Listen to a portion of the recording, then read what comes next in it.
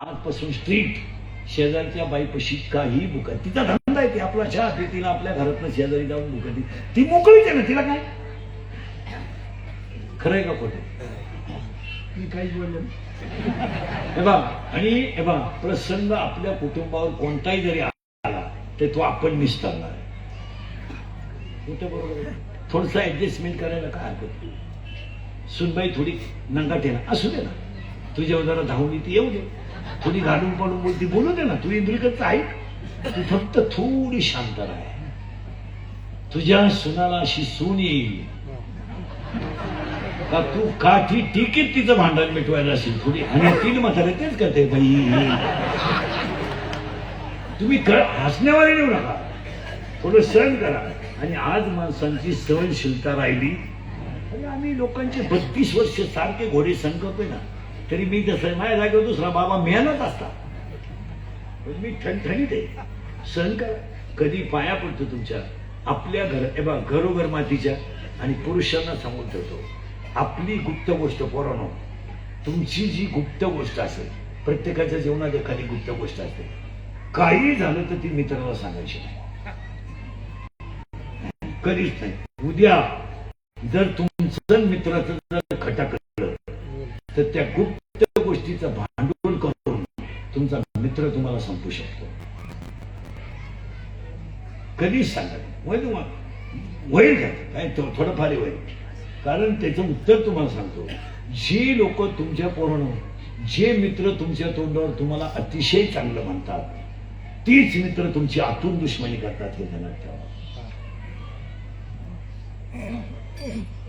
खरं का खोटं कधीच सांगायचं नाही. आपण संकट आपण काढणार नाही, त्याला का कोण तो काय सोडवणार. आपल्या बोटात रक्त निघालं, वेदना आपल्याला होणार आहे. आपल्या बोटात रक्त निघाले, जखम आपल्याला झाली, त्याच्यात आपण भोगणार आहे ना. मग यांना सांगायची काय गरज. ध्यानात राहील का आजपासून काही आपलं भावनाटवानी मित्रांपाशी बोलतात. हा प्रश्न धृतराष्ट्राने विदुराला विचारला होता, मला झोप काय येत नाही. विदुर म्हणतो 4 माणसांना झोप येत नाही. कामातूर माणसाला झोप येत नाही, कामातूर माणसाला झोप येत नाही, चोरी केलेल्या माणसाला झोप येत नाही, आपल्यापेक्षा मोठ्या माणसाची दुश्मनी केली की झोप येत नाही, आणि हाव सुटली की झोप येत नाही. हा विदुर नीतीमध्ये 8 अध्याय आहेत, आणि 8व्या अध्यायातला हा 7वा अध्यायातला मुद्दा सांगतो मी तुम्हाला. दोस्त चांगले करा. पुढचं वाट काय काय करा. ज्याचे मित्र खास त्याचे संसार खास, ज्याचे मित्र नालायक संसार संपला. आता 80% लोकांचे संसार मित्रांनी बरबाद केले. आईचं दूध वाईट नाही आहे. नवरा दारू पितोय, बायकोला मारतोय, मारू द्या, मार बायको द्यायची, मारतोय, हे कुणालाच माहित नाही, त्याच्या मित्राला माहित आहे. त्याच्या मित्रांच्या सांगितलं इकडे ती मुलगी नेऊन घाल ती मुलगी, घटस्फोट घे, दुसरी कर. पण उद्या जर लोकांच्या लेकराचा फटका बसला, तर लोकांचं लेकरू जर गेलं तर तुझी खानदान जाईल, हा सल्ला मित्रांनी दिला पाहिजे. नेऊन घाल म्हणजे मित्र दारू पितोय, इकडे इथं दारू सोड, नाही तर दुसती सोड दुसती. तो म्हणला का आयुष्यामध्ये माझ्या आईने डोक्यावरचा पदर उतरू दिला नाही. खानदान घराण्यातली माझी आई, पण माझ्या बापाच्या दारू पायी माझी आई दुसऱ्याच्या शेतात कामाला जाते, जाताना माझी आई गंडीने जात नाही तर बाक्षादाराने जाते, आणि दुपारी जेवायला बसली की लोणचं भाकरीला सोडते. माझ्या बापाच्या दारूमुळे माझी आई उशीमध्ये मुंडकं गुंतून रात्रभर रडते. येत नाही माझी गुजरीवाणी मुलगी पदर पुढे करते. 4 गाड्या मारलेली 50 रुपयाची नोट आई पुढे करते, आणि ती नोट पदरातून सोडते आणि मुलीच्या हातात देते. मुलीच्या हातात दिलेली नोट मुली मोठी आवडते, आणि मुलगी आईला कवळी मारते. आईला सांगते, आई मी तुला 80% मार्क पाडून दाखील, आई मी कधी नापास होणार नाही, पण माझ्या बापाच्या दारूमुळे माझ्या वर्गातली मुलं मला हसतात, याचं मला वाईट वाटतं. आज 25% लोकांच्या घरात लहानाडी पोरं बापाच्या दारूपायी आणि शिव्यापायी संध्याकाळी उपाशी झोपतात.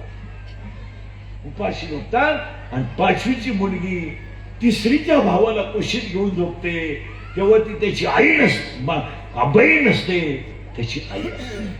आणि ती 5वीची पोरगी मुलगा भावाला कुशीत घेऊन थापडवते, आणि भाऊ कुशीत बहिणीच्या झोपी जातो. दारुड्या बाप घरात येतो, घरात सगळा तमाशा करतो.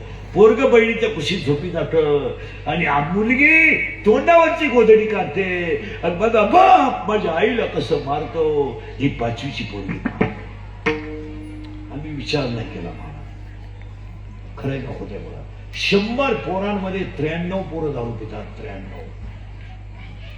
कोण बोलला त्याची क्लिप करायची, बोलला त्याची बातमी करायची, बोलला त्याला पट्टी करायची, बोलला त्याचं खोकून टाकायचं. जो खरा बोलेल तो उद्या सकाळी मेला सांगतो. या जगात ज्याला लवकर मारायचंय त्यानं खरं बोलायचं. खरं का खोटं कोणी बोलायचं? आता शिक्षक जर पोरांना कॉफी द्यायला लागला तर बोलायचं कोणी? आणि बोललं तो उद्या सकाळी का राहील? आता काल कॉफी पुरवणारे कोणी? पेपर फोडणारे कोणी मारायचे? मग आता कोणी बोलायचं? बोलव कोण? जो बोलल तो उद्या सकाळ बोलत राहील का? मारणं का झगमारा लाख रुपये खर्च करून पोर शाळेत घालायचे का? बायका जगातले दागिने मोडायचे, फी भरायच्या, पोरं रात्र दिवस उपाशी बापाने आई बापाने राहून पोरं शिकवायचे.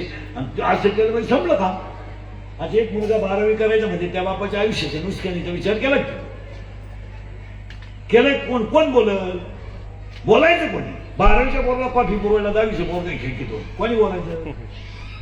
शिक्षक सुपरविजन नाही म्हणतोय, कोणी बोलायचं? 100 पोरांमध्ये 93 पोरं दारू पितात. बापाला खाल्लं दिल्या पोराला बोलायचं कोणी? बाप शिवंत मुलगा करा, बोलला त्याची क्लिप करायची, बोलला त्याची बातमी करायची, बोलला तो लगेच बड्या मुद्द्यात घालून त्याचा गेमच करायचा. वस्तुस्थिती खरी का खोटी सांग? बापानं खांदा दिला पोराला, काही नाही राहिलं जीवनामध्ये. मुलगा मला आहे, मुलगा तुम्हाला आहे.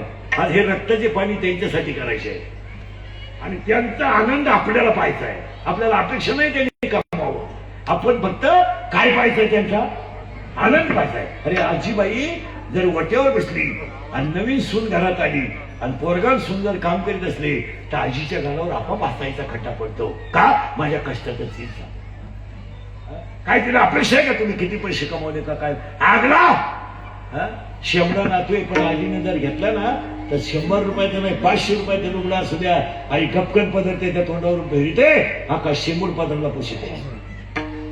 आज आई जर मुलगा जर बापाच्या अंत्यविधीला जाईल, बापात जर अंत्यविधीला जायला लागला काय कमावतो मी आयुष्यात? हे गाड्यात बनले निसते तिला आग लागला काय? पण आता काय बायक तुम्ही?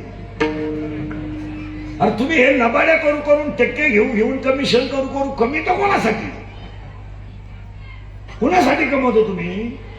दुधात पाणी घालू पैसे कमवता आणि तुमचा पोरे पाणी टाकून खूप येतो.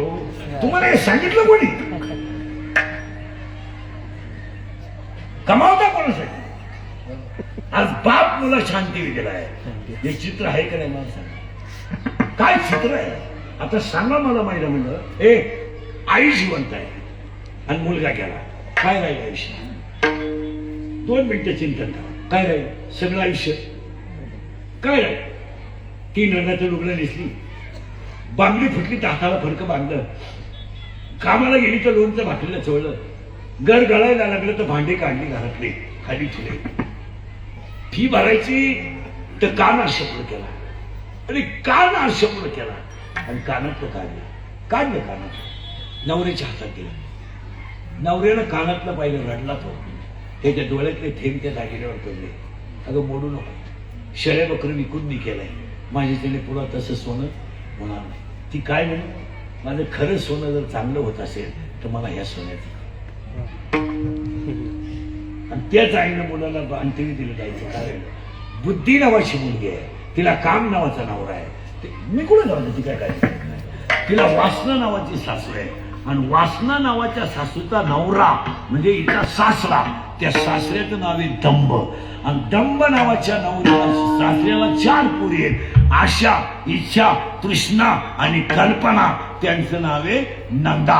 आणि 6 दीर आहेत. नवरी आहे बुद्धी, नवरा आहे काम, सासू आहे वासना, सासरा आहे दंभ, नंदा आहे 4, दीर आहे 6. आणि ते ह्या गावात नांदायला आले आणि इथं आल्यावर तिचा बाप तिला म्हणला, बाई माऊली महाराजांच्या आश्रमावर इंद्रिकरांचं कीर्तन आहे. आता हा माणूस भाग्यवान आहे. माऊली महाराज कमी वयामध्ये चांगलं साध्य करते आणि जमलं ते. जमलं नाही तर सौद घाटल झाल्यावर दुकान चालत नाही,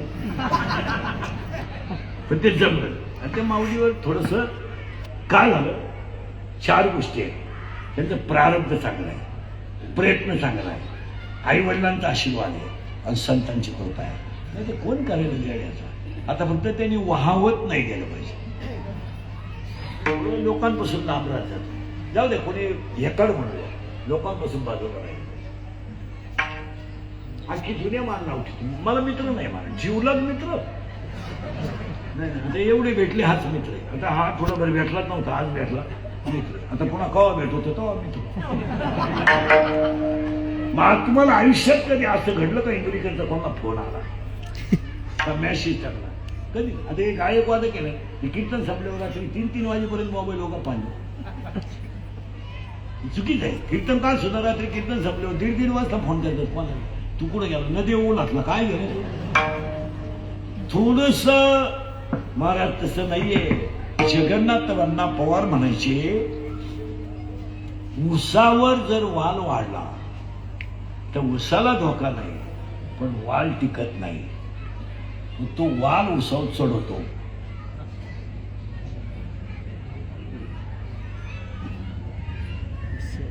भाग्यवान माणूस या वयामध्ये एवढं साध्य केलं एवढं मंदिर बिंदिर प्रसिद्धी सुद्धा चांगली केली आणि ते आईवडील भाग्यवान आहेत त्यांची.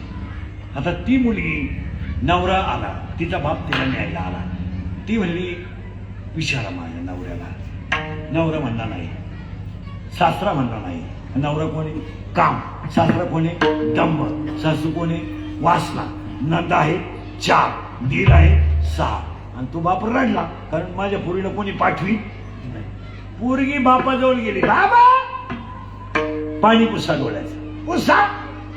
माझ्या दारात येऊन रडता म्हणजे माझा अपमान आहे तुमचा अपमान नाही. अगं बाई पण माझी इच्छा होती ना इंद्रिकेला तुला न्यायची. तसं नाही बाबा माझ्या संसाराचं वाटोळ करायला तुम्ही जबाबदार आहे. का का तुम्ही जर एवढ्या सुंदर शरीरामध्ये मला काम नावाचा नवरा करून दिला नसता तर तुमच्यावर लढायची वेळच आली नसती. का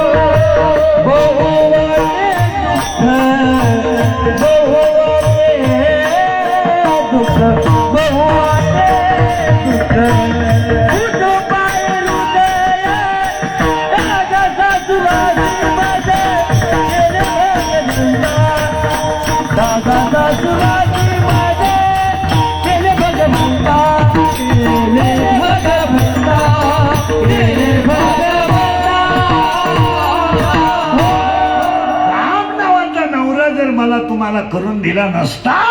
मग आता प्रश्न ऐका आता मी काय करते ऐका बाबा. काय करशील ग बाई काय ऐका मी काय करीन. काम नावाचा नवरा मी भजनात बतवेल.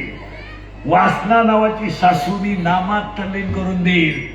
दंभ नावाचा सासरा मी घरातून काढून देईल.